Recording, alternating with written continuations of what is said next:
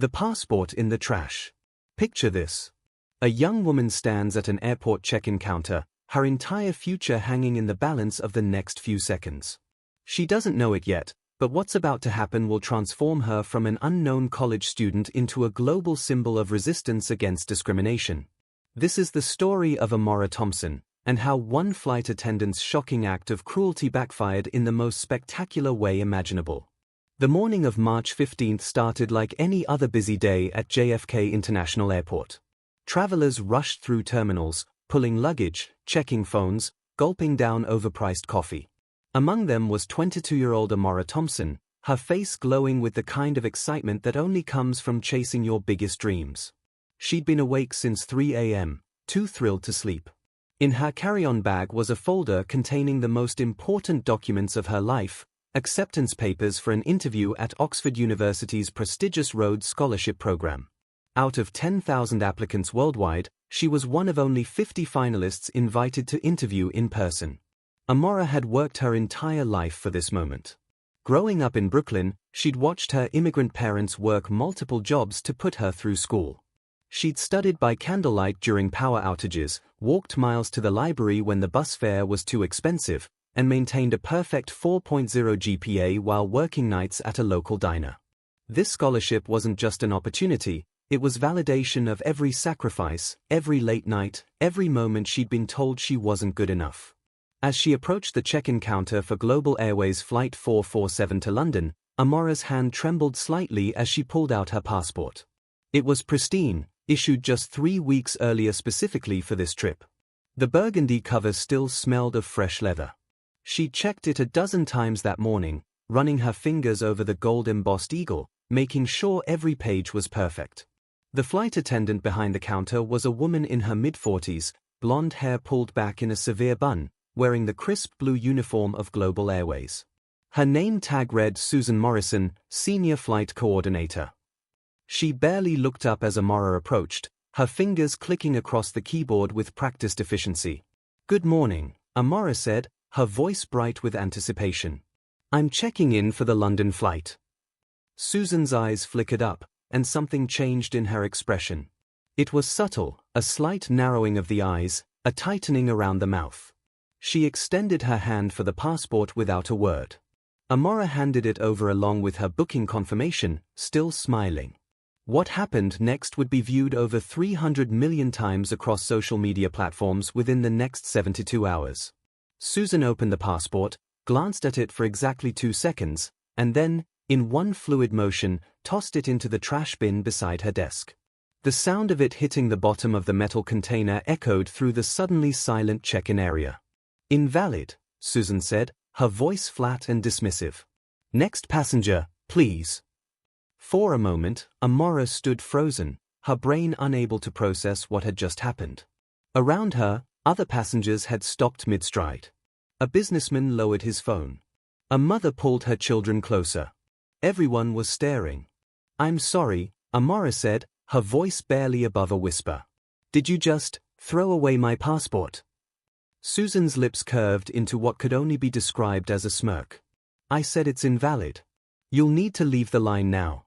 You're holding up other passengers." Amora's hands gripped the edge of the counter. "That's a valid United States passport. It was issued 3 weeks ago. You can't just throw it away." "Are you telling me how to do my job?" Susan's voice rose, attracting even more attention. "I've been working this position for 15 years. I know an invalid document when I see one." The businessman who'd been watching stepped forward, his phone now clearly recording. "Excuse me, but I saw you throw that passport in the trash without even examining it properly. That's not protocol." Susan whirled on him.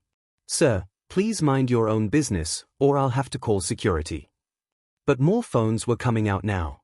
A teenage girl with purple hair was live streaming. An elderly couple was taking photos. The check-in area had transformed into an impromptu recording studio, with Amora and Susan at its center. "Please," Amora said, fighting to keep her voice steady. "I have a flight to catch. I have an interview at Oxford University tomorrow. This passport is completely valid. You can check it in your system." "Are you calling me a liar?" Susan's face had turned red. Gerald! Gerald! She was calling for the gate manager. We have a situation here. Disruptive passenger. Gerald Martinez, a heavy-set man in his 50s, hurried over, his face already set in an expression of professional concern that clearly favored his employee. What seems to be the problem, Susan? This woman is causing a disturbance. She's refusing to leave the line and making false accusations. She threw my passport in the trash. Amora's composure finally cracked. It's right there. You can look. Gerald glanced at the trash bin but didn't move to investigate. I'm going to have to ask you to step aside. If Susan says your documentation is invalid, then you're not even going to check. The businessman interrupted again. This is insane. We all saw what happened. Sir, I'm warning you. Warning him about what? A woman in a business suit had joined the growing circle. For being a witness? I saw it too. She threw that girl's passport away without even looking at it properly. The teenage girl with the live stream chimed in. Yeah, and I've got it all on video. This is going straight to TikTok. Susan's smirk had vanished, replaced by something harder, meaner. That's illegal. You can't film in an airport without permission.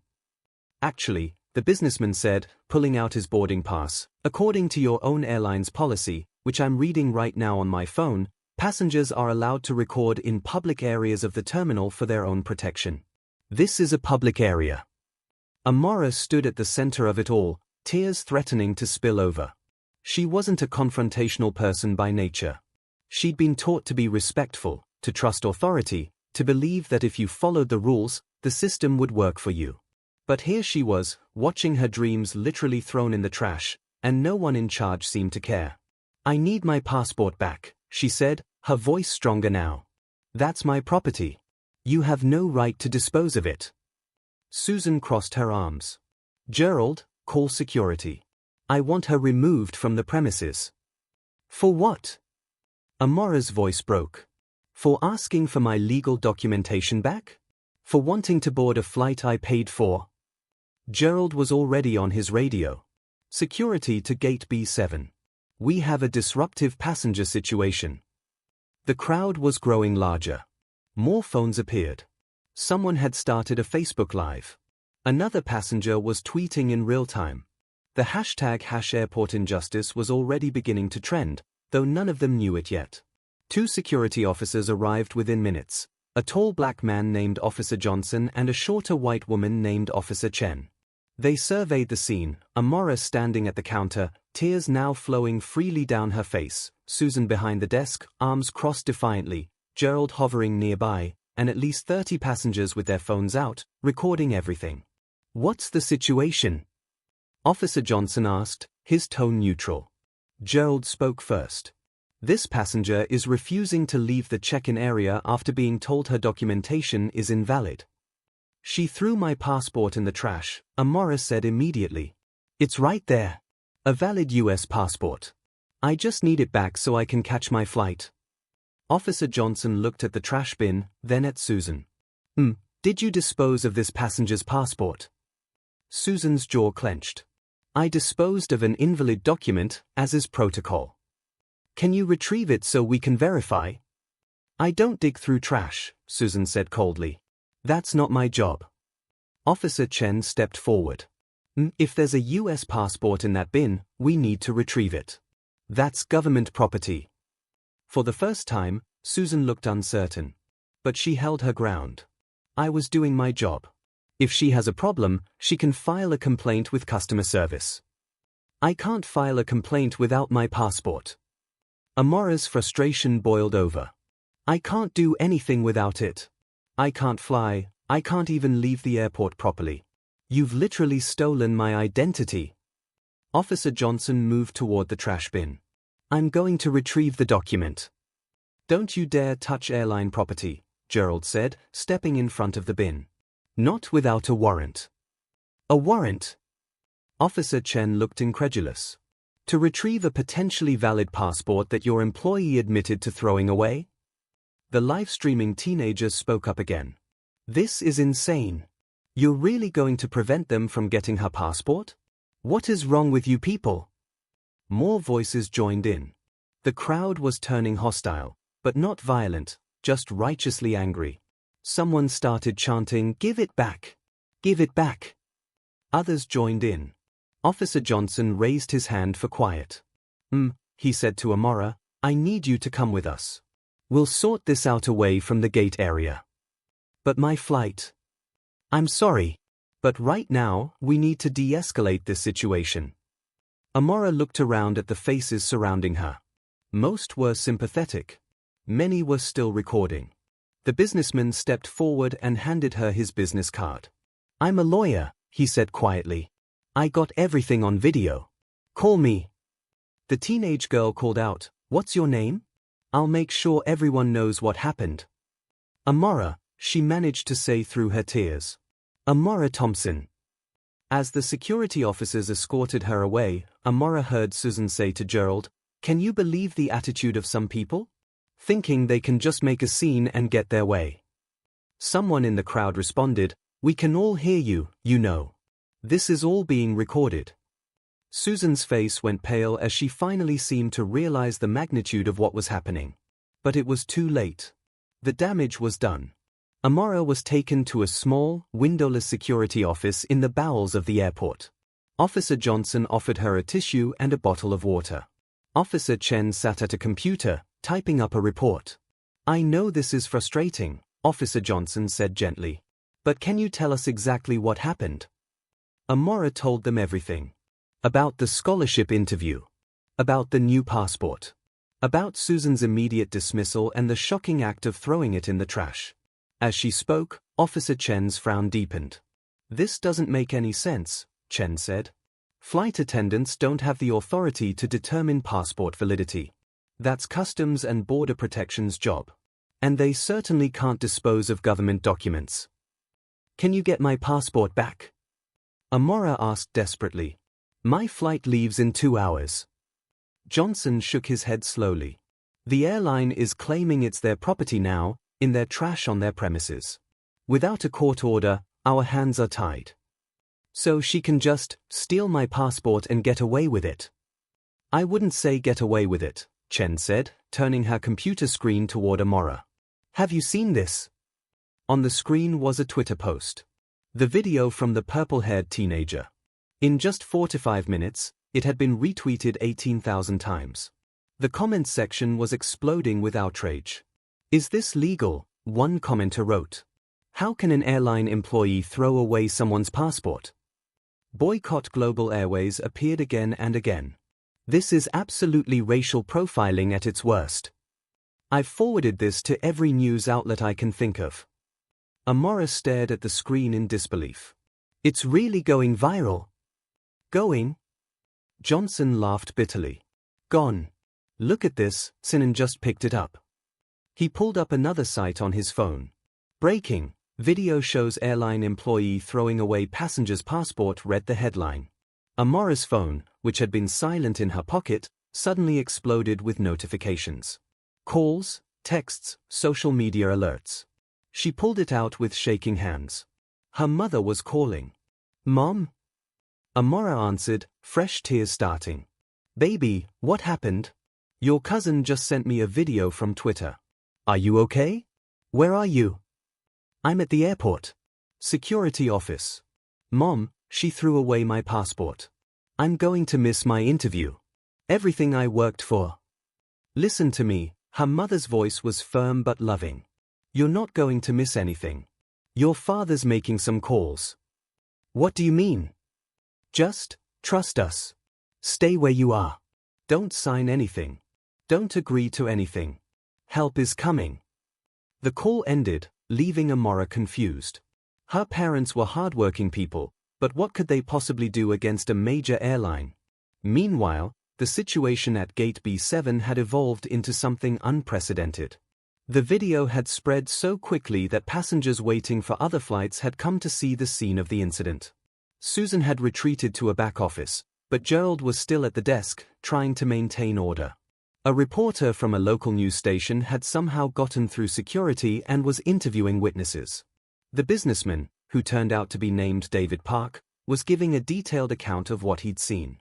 "It was deliberate," he said into the camera. The flight attendant looked at this young woman, made a snap judgment, and threw her passport away without even examining it. "I've traveled internationally for 20 years, and I've never seen anything like it." The purple-haired teenager, whose name was Zoe, had become an impromptu social media correspondent, providing updates every few minutes to her now 100,000 followers watching the live stream. "Guys, you're not going to believe this," she said into her phone. "They still haven't gotten her passport out of the trash. It's been over an hour. The airline is literally holding a government document hostage." Back in the security office, Amora's phone rang again. This time it was a number she didn't recognize. "Miss Thompson? This is Rebecca Martinez from CNN. We're covering the incident at the airport. Would you be willing to provide a statement?" Before Amora could respond, Officer Johnson held up his hand. "You might want to wait before talking to media. Maybe get a lawyer first." But Amora was done being silent. Done being polite. Done following rules that clearly weren't protecting her. "Yes," she said into the phone. "I'll give you a statement." She told the reporter everything, her voice growing stronger with each word. About the scholarship interview she was going to miss. About how hard she'd worked. About the dreams that had been literally thrown in the trash. "This isn't just about me," Amora said. "It's about every person who's ever been judged and dismissed based on how they look. It's about power being abused by people who think they can get away with it. Well, not today." Within minutes, her statement was live on CNN's website. The headline had been updated: "Passport victim speaks out, not today." The hashtag #NotToday began trending alongside #Justice for Amora. What Amora didn't know was that 3 floors up in the airport's executive offices, Global Airways regional management was in full crisis mode. The CEO, Richard Blackstone, was on a video call from headquarters, his face red with fury. "How did this happen?" he demanded.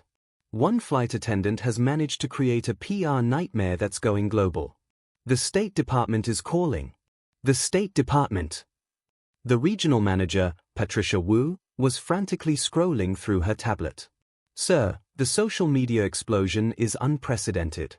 We've lost 50,000 followers in the past hour. Our stock price has dropped 2 points. And..." She paused, her face going pale. "Sir, you need to see this." She shared her screen. It was a LinkedIn post from someone named Ambassador James Thompson, U.S. Deputy Chief of Mission to the United Nations. "I am writing this not as a diplomat, but as a father. Today, my daughter Amora was denied her right to travel by Global Airways. Her valid passport was thrown in the trash by an employee who made a split-second decision based, I can only assume, on the color of my daughter's skin. What makes this even more troubling is that I serve on the International Aviation Safety Board, which oversees global airline standards. I also happen to be a major shareholder in Global Airways, having invested significantly when I believed in the company's stated values of diversity and inclusion. I was wrong. My daughter was humiliated, her dreams jeopardized, and when she asked for basic human dignity, the return of her legal documents, she was treated like a criminal. This is not just a personal failure of one employee. This is a systemic failure of training, oversight, and values. I will be calling an emergency board meeting. Changes will be made. To my daughter, if you're reading this, stand tall. Justice is coming." The CEO's face had gone from red to white. Ambassador Thompson's daughter? The UN Deputy Chief? The board member Thompson? "Yes, sir." "Get Susan Morrison on the line. Now." She's refusing to come to the phone, sir. She's locked herself in the break room." "Then break down the door if you have to. And get that passport out of the trash immediately." But it was too late for damage control. The story had evolved beyond a simple customer service incident. News outlets around the world were picking it up. The French newspapers were calling it l'affaire passport. The BBC was running it as their lead story. Al Jazeera was discussing it as an example of systemic racism in American institutions. Back in the security office, Amora watched the coverage in stunned silence. Officer Chen had pulled up multiple news sites, all covering the story. Your father is Ambassador Thompson? Officer Johnson asked, his tone respectful but surprised. Amora nodded. He doesn't usually use his position for personal matters. He must be really angry. Her phone rang again. This time it was her father. Daddy! Sweetheart, I'm on my way. I'll be there in 20 minutes. Don't worry about the interview. I've spoken to Oxford. They're aware of the situation. They've agreed to conduct the interview via video call tomorrow, given the circumstances. Really? Hope flooded through her for the first time since the incident began. Really? And Amora? I'm proud of you. You stood up for yourself with dignity. That takes courage. I didn't feel brave. I just felt humiliated. Courage isn't the absence of fear or humiliation, sweetheart. It's continuing to stand even when you feel those things. 20 minutes. As Amora waited, the situation at the airport continued to escalate. Protesters had begun gathering outside the terminal. Someone had organized a flash mob through Twitter, and within an hour, over 300 people were standing outside with signs reading "Justice for Amora" and "Passports are not trash." Inside the terminal, Global Airways staff were in full retreat. Several employees had called in sick rather than face the angry passengers. Those who remained were being filmed constantly, every interaction scrutinized. At Gate B7, Gerald had finally retrieved the passport from the trash, but only after news cameras had filmed him doing it, using gloves as if the bin contained toxic waste.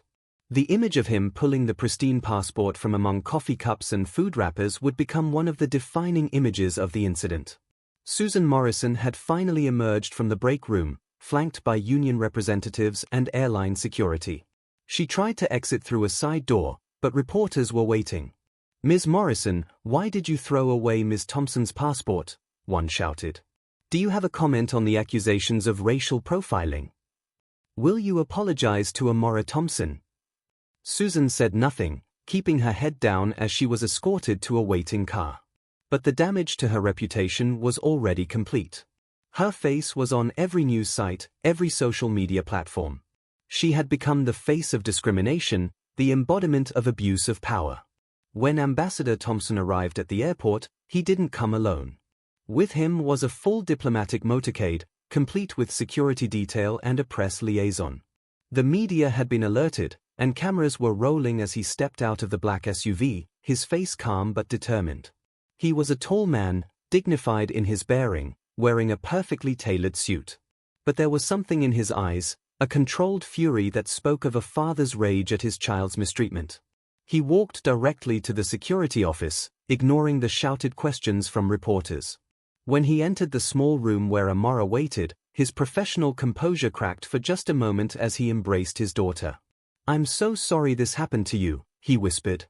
"It's not your fault, Dad." "No, but I'm going to make sure it never happens to anyone else." He turned to Officers Johnson and Chen. "Thank you for taking care of my daughter. I understand you were prevented from retrieving her property by airline personnel?" "Yes, sir," Johnson replied. "They claimed it was their property once it was in their trash." Interesting legal theory. Wrong, but interesting. "Has the passport been retrieved?" "About 10 minutes ago, sir. After the media pressure became too intense." "Good. We'll be needing that as evidence." Ambassador Thompson then did something unexpected. He pulled out his phone and opened Twitter. "Amora, stand with me." He took a selfie with his daughter, both of them standing tall despite the ordeal. He typed, "With my daughter at Amora Thompson at the airport. She faced discrimination with grace. We demand accountability. Thank you to all who stood witness and spoke truth. #Justice for Amora #not today." Within seconds, the tweet had hundreds of retweets. Within minutes, thousands. They walked out of the security office together, and the scene that greeted them was surreal. The terminal had been transformed into something resembling a protest rally. Passengers were applauding. Some were holding up signs made from napkins and paper plates, "We stand with Amora." The businessman, David Park, was there. So was Zoe, still live streaming. They had waited over 2 hours to show their support. "We got your passport." Gerald appeared, looking haggard and defeated. He held out the document with shaking hands. On behalf of Global Airways, I save it, Ambassador Thompson said curtly, taking the passport and examining it for damage. Any apology should come from your CEO, in person, publicly, and with concrete policy changes attached. As if on cue, Ambassador Thompson's phone rang. He looked at the screen and showed it to Amora. It was Richard Blackstone, the CEO of Global Airways. Should I take this? He asked his daughter. Amora thought for a moment. Part of her wanted to ignore it, to let him stew in the mess his employee had created. But she remembered something her mother always said: grace in victory is as important as courage in conflict. Answer it, she said. But put it on speaker. Ambassador Thompson did so. Blackstone. James. Ambassador Thompson. I cannot begin to express how sorry I am about what happened to your daughter. It's inexcusable. You're right. It is inexcusable. The question is, what are you going to do about it? Susan Morrison has been suspended pending a full investigation. We're launching a comprehensive review of our training procedures. And of course, we'll cover any expenses related to rebooking Amora's flight. That's a start, Ambassador Thompson said. But it's not enough. This isn't about one bad employee, Richard. This is about a culture that allowed her to think she could do this. That supported her when she did.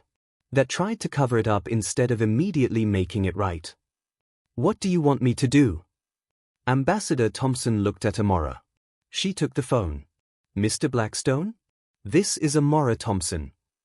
There was a pause. Ms. Thompson. I'm deeply sorry for what you experienced today. I appreciate that. But apologies don't change systems. Here's what I want. First, Susan Morrison needs to be terminated, not suspended. What she did wasn't a mistake, it was a deliberate act of discrimination. Second, Gerald Martinez needs to be retrained or reassigned. He had the opportunity to do the right thing and chose to protect an employee over a passenger's rights. Third, I want Global Airways to implement mandatory anti-discrimination training for all customer-facing employees, with a focus on unconscious bias. Fourth, I want a scholarship fund established for underprivileged students to travel for educational opportunities. Call it the Global Airways Opportunity Fund. And finally, I want a personal, public apology. Not a press release. You, on camera, taking responsibility. The CEO was quiet for a long moment. That's a lot. Your employee threw my future in the trash, Mr. Blackstone. Literally. I think my requests are quite reasonable. I need to discuss this with the board. You do that, Ambassador Thompson took the phone back. You have 1 hour. Then we go to the media with the full story, including Global Airways' refusal to make meaningful changes.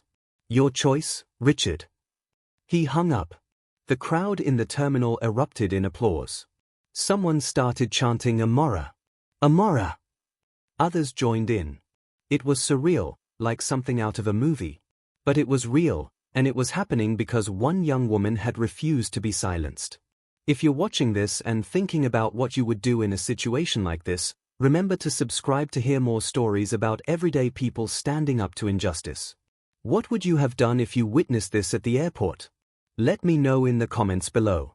45 minutes later, Amora and her father sat in the Global Airways first-class lounge. They'd been escorted there by increasingly apologetic airline staff. The passport sat on the table between them, undamaged but somehow changed.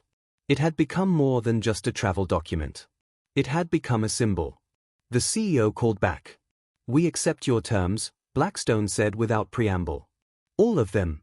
Susan Morrison's termination is being processed as we speak. Gerald Martinez has agreed to undergo retraining. We'll announce the scholarship fund tomorrow, initial funding of $5 million.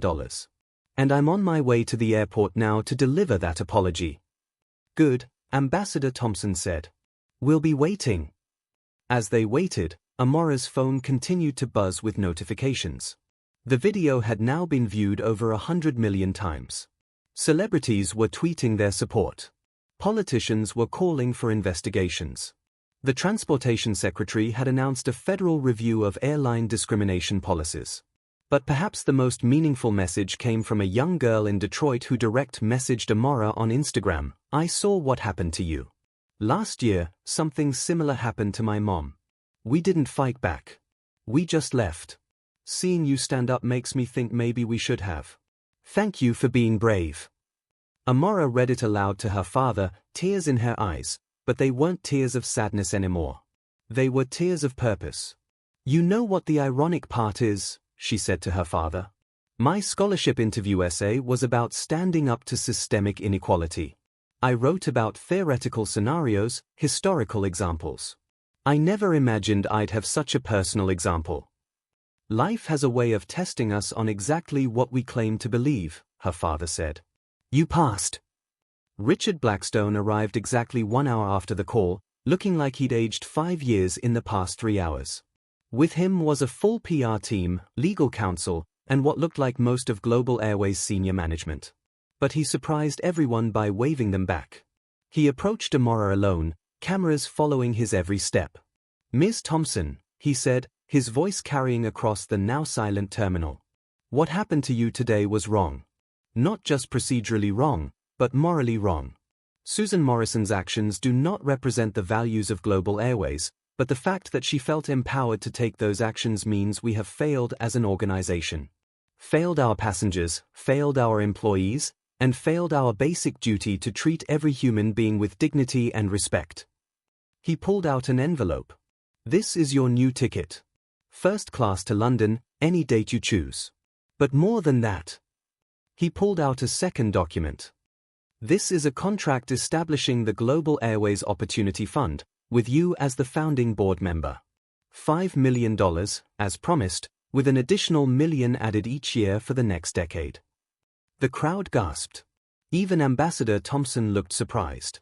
"Furthermore," Blackstone continued, "I'm announcing that Global Airways will be conducting a full review of all customer service incidents over the past 5 years, looking for patterns of discrimination. Any employee found to have engaged in similar behavior will face immediate consequences. We're also establishing a passengers' rights hotline, staffed 24/7, where anyone experiencing discrimination can get immediate help from senior management." He turned to face the cameras directly. "To anyone who has ever felt unwelcome on our airline, who has ever been made to feel less than because of who you are, where you come from, or what you look like, I am sorry. We have failed you. But today, thanks to Ms. Thompson's courage in standing up to injustice, we begin the work of earning back your trust." Then he did something no one expected. He got down on one knee, not in a romantic gesture, but in a gesture of respect and apology. "Ms. Thompson, will you accept my apology and help us become better?" Amora looked at the CEO of one of the world's largest airlines, kneeling before her in front of millions of viewers worldwide. She thought about Susan Morrison's smirk. She thought about Gerald's dismissiveness. She thought about the trash bin that had held her dreams. But she also thought about David Park, the businessman who had stood up for her. About Zoe, the teenager who had live-streamed the truth. About officers Johnson and Chen, who had shown her kindness. About the hundreds of strangers who had stood in solidarity.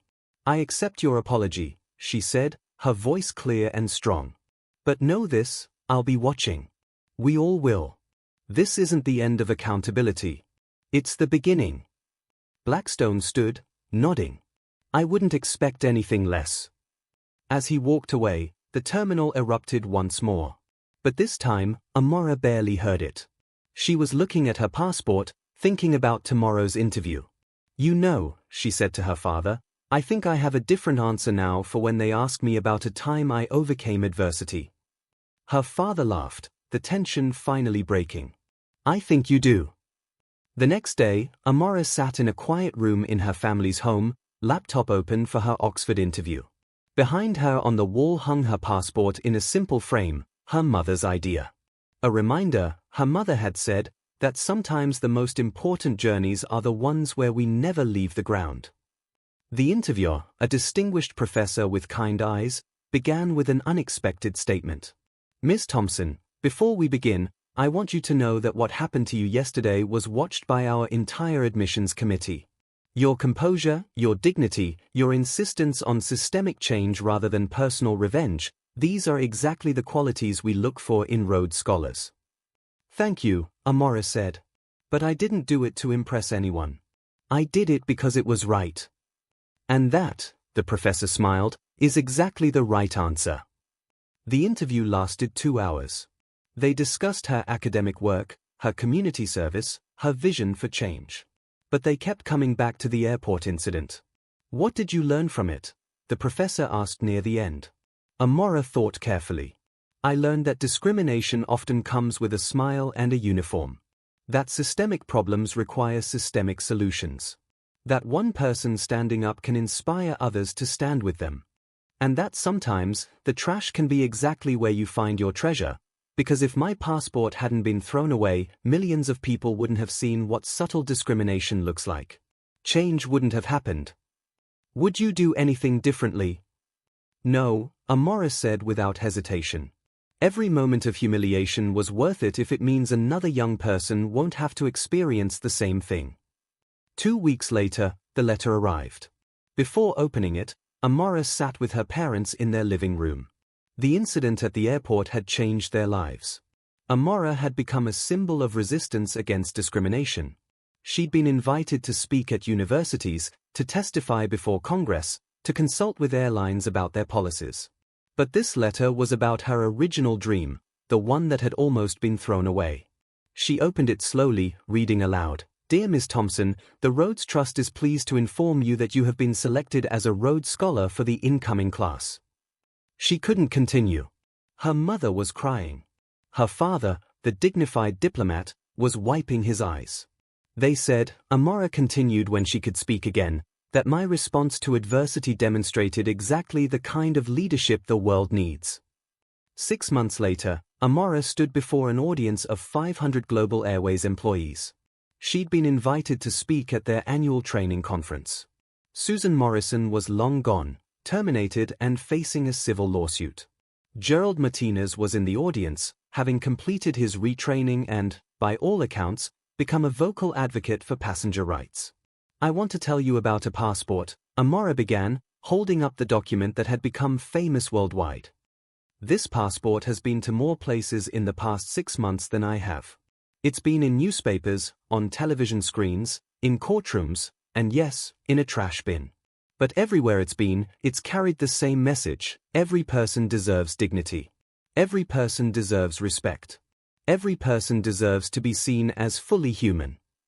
She looked out at the audience, some of whom had probably agreed with Susan Morrison's actions, at least initially. I don't hate Susan Morrison, she said, causing a stir. I pity her. She let prejudice rob her of the opportunity to help a young woman achieve her dreams. She let fear make her small. Don't be Susan Morrison. Be David Park, the stranger who stood up for what was right. Be Zoe, the teenager who made sure the truth was seen. Be the person who pulls someone's dreams out of the trash, not the one who throws them in. The scholarship fund had already sent 12 students on educational trips. The discrimination hotline had resolved hundreds of incidents before they escalated. And Susan Morrison? She'd become a cautionary tale, unable to find work in any customer service field, her name synonymous with abuse of power. The transformation of Global Airways became a case study at Harvard Business School. Stock prices, which had initially plummeted, rebounded stronger than ever as consumers rewarded the company's genuine accountability. Other airlines scrambled to implement similar policies, not wanting to be the next viral video. But the most profound change happened in smaller ways. Flight attendants who might have dismissed a passenger based on appearance thought twice. Managers who might have blindly supported their employees asked more questions. Passengers who might have stayed silent spoke up. A year later, Amora was at Oxford, deep in her studies of international law and human rights. She'd kept the passport, of course, it had become too symbolically important to ever use for travel again. She'd gotten a new one for actual trips. She was in the library late one night when she got an unexpected message. It was from Susan Morrison. Miss Thompson, you don't know me, but I'm Susan Morrison's daughter. I wanted you to know that what happened to you changed our family. My mother, she wasn't always like that. Or maybe she was, and we just didn't see it. Your courage in standing up to her made me look at my own prejudices, my own assumptions. I'm studying to become a civil rights lawyer now, inspired by how you handled everything. I know my mother hurt you, and I'm not asking for forgiveness on her behalf. I just wanted you to know that from the ashes of her mistake, something good grew. Thank you for your grace under pressure. The world is better because you stood up. Amora read the message 3 times, then wrote back, "Your mother's actions hurt me, but they don't define you. We all have the power to choose who we become. Choose to be better. Choose to stand up. Choose to pull dreams from trash bins, not throw them in. Good luck in law school. The world needs more people willing to confront injustice, especially when it's uncomfortable." As she hit send, Amora thought about the strange journey that had brought her here. From a trash bin at JFK to the libraries of Oxford. From humiliation to vindication. From one young woman's stand to a global movement. Her phone buzzed with a notification. The Global Airways Opportunity Fund had just sent their 100th student on an educational journey. The message included a photo, a young Latina girl holding her passport at an airport gate, smiling as she headed to a science competition in Japan. "Because of you," the message read, "she flies." Amora smiled, thinking of Susan Morrison, probably sitting somewhere in obscurity, her career destroyed by her own prejudice. Then she thought of that young girl, flying to pursue her dreams, passport safely in hand. Justice, Amora had learned, wasn't just about punishment. It was about transformation. It was about turning trash bins into launching pads, humiliation into fuel for change, individual stands into collective movements. She returned to her studies, but kept her phone on. Because somewhere, someone might need to hear that their dreams weren't trash. That they deserved dignity. That standing up, even when your voice shakes, even when tears fall, even when powerful people try to dismiss you, standing up matters. The passport in its frame caught the lamplight, and for a moment, Amora could see her reflection in the glass. She saw not just herself, but David Park, Zoe, Officers Johnson and Chen, her parents, and the thousands of strangers who had stood with her. "Not today," she whispered to herself, remembering the words that had become a rallying cry. "Not today, not tomorrow, not ever." 5 years passed. Amora graduated from Oxford with highest honors, her thesis on systemic discrimination in public accommodations winning international acclaim. She turned down lucrative offers from corporate law firms, choosing instead to establish the Thompson Center for Passenger Rights, funded partly by the ongoing settlements from various airlines found to have discriminatory practices. The center's office featured a unique piece of art, her original passport, the one from the trash, displayed in a crystal case. Beneath it, a plaque read, "One person's trash, a movement's treasure." Global Airways had transformed completely. They now led the industry in customer satisfaction, particularly among minority passengers. Richard Blackstone often credited the Amora incident as the wake-up call that saved his company from moral and financial bankruptcy. But the story wasn't over. On a warm September morning, Amora received a call that would bring everything full circle. It was the Department of Justice. They were finally bringing federal charges against Susan Morrison for violation of civil rights. Would Amora testify? The trial became a media sensation. Susan Morrison, who had spent 5 years avoiding the public eye, was forced to confront the consequences of her actions in court. Amora took the stand on the 3rd day. The prosecutor asked her to recount the events of that day. She did so calmly, professionally, without embellishment. Just the facts. Then came cross-examination. Susan Morrison's lawyer tried to paint Amora as opportunistic, someone who had used the incident for fame and fortune. "Ms. Thompson, haven't you benefited significantly from this incident? Speaking fees, a book deal, a funded organization." Amora looked directly at Susan Morrison for the first time in 5 years. The woman had aged considerably, her once perfect appearance now worn down by years of shame and isolation. "Yes, I've benefited," Amora said clearly. "Because I turned discrimination into education, prejudice into progress. Every dollar I've earned has gone back into fighting the very attitudes that Ms. Morrison displayed that day. So yes, I've benefited. But more importantly, thousands of others have benefited. Students who can now travel for education. Passengers who now have recourse when facing discrimination. Employees who now receive proper training. If that's opportunistic, then I'm guilty. But don't you think Ms. Morrison has suffered enough? She lost her job, her reputation, everything. She lost those things because of choices she made. I almost lost my future because of choices she made about me. The difference is, I didn't have a choice in what happened to me. She did. The jury deliberated for just 3 hours. Guilty on all counts. Susan Morrison was sentenced to 2 years probation and 500 hours of community service, specifically, working with organizations that promoted diversity and inclusion. After the verdict, something unexpected happened. Susan Morrison approached Amora in the courthouse hallway. She started, then stopped. Started again. I was wrong. I was so wrong. I don't expect forgiveness. I don't deserve it. But I need you to know, I see it now. What I did. Who I was. I'm sorry. Amora studied the woman who had tried to destroy her dreams. She saw someone broken by their own hatred, someone who had finally, maybe, learned something. I don't forgive you, Amora said honestly. Not yet. Maybe not ever. But I hope you use your remaining years to be better. To do better. That's all any of us can do. Susan Morrison nodded, tears streaming down her face, and walked away. It was the last time they would ever speak. Today, the Amora Thompson incident is taught in business schools, law schools, and training programs worldwide. It's become shorthand for how a single act of discrimination can spark revolutionary change, but also for how organizations should respond to mistakes, with genuine accountability and systemic reform. The Global Airways Opportunity Fund has sent over 10,000 students on educational journeys. The anti-discrimination hotline model has been adopted by dozens of industries. And Amora Thompson? She became the youngest person ever appointed to the International Civil Aviation Organization's Ethics Committee. But perhaps the most important legacy is harder to measure. It's in the flight attendant who catches herself making an assumption and chooses kindness instead.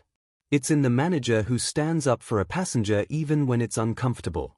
It's in the young person who sees discrimination and says, "Not today." The passport still sits in Amora's office, no longer just a document, but a reminder that sometimes the most powerful movements begin with the smallest acts of cruelty and the courage to stand against them. Every year, on the anniversary of the incident, Amora posts the same message on social media: your dreams are not trash. Stand up. Speak out. Change the world. And every year, thousands respond with their own stories of standing up, speaking out, changing their small corner of the world. Because that's what Amora Thompson taught us that day at JFK Airport. That dignity isn't negotiable. That discrimination thrives in silence. And that sometimes, the most important journeys are the ones where we stand perfectly still and refuse to move until justice arrives. The passport in the trash became a passport to change. And Susan Morrison's smirk became the catalyst for a smile on 10,000 faces of students heading to their dreams. That's the power of standing up. That's the power of not backing down. That's the power of saying, loud and clear for everyone to hear, "Not today." The Thompson Center now has offices in 12 countries. Its website features a simple motto: every passport tells a story. Every person deserves dignity. And somewhere, perhaps, Susan Morrison sees these words and remembers the day she forgot that truth. Remembers the sound of a passport hitting the bottom of a trash bin. Remembers the moment she chose cruelty over kindness. But more importantly, millions remember the young woman who turned that cruelty into change, who transformed humiliation into hope, who proved that one person standing up to injustice can indeed change the world. Amora Thompson's passport may have been thrown in the trash, but her dignity never was. And that made all the difference.